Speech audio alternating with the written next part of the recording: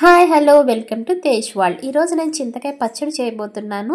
దీనికి ఫస్ట్ నేను చింతకాయలు తీసుకొచ్చి వాటిని శుభ్రంగా కడిగి ఎండన ఆరబెట్టి కచ్చా పచ్చగా దంచి పసుపు ఉప్పు కలిపి ఇలా బాక్స్లో వేసి ఒక 3 days స్టోర్ చేశాను.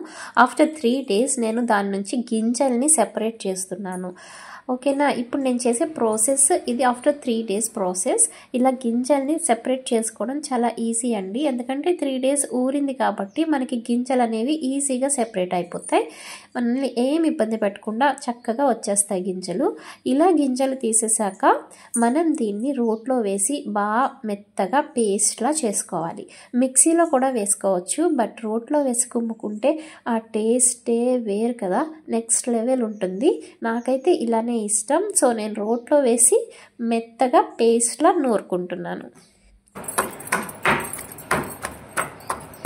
ఇలా మెత్తగా పేస్ట్లా నూరుకున్న దీనికి మనం కారం యాడ్ చేసుకోవాలి.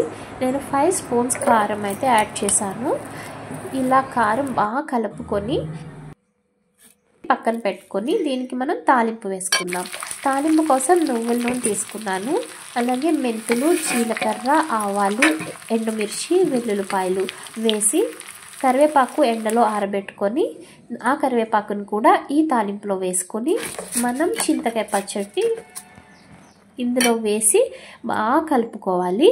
ఆయిల్ మొత్తం చింతకాయ పచ్చడి అబ్జార్బ్ చేసేసుకుంటుందండి. చూసారు కదా, తాలింపు వేసాక ఇలా అయితే ఉంటుంది. ఇప్పుడు దీన్ని వేడివేడి అన్నంలో వేసుకొని కొంచెం నెయ్యి వేసుకొని అలా కలుపుకొని తింటుంటే నెక్స్ట్ లెవెల్ ఉంటుంది.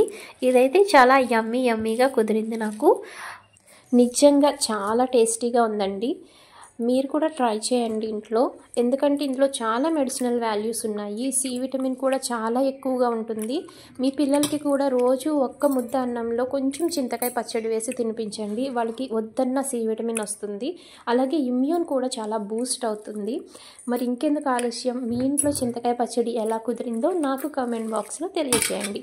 ఇలా చేసుకునే చింతకాయ పచ్చడిని మనం ఒక గాజు సీసాలో వేసుకుంటే మనకి ఎన్ని రోజులైనా నిల్వ ఉంటుంది.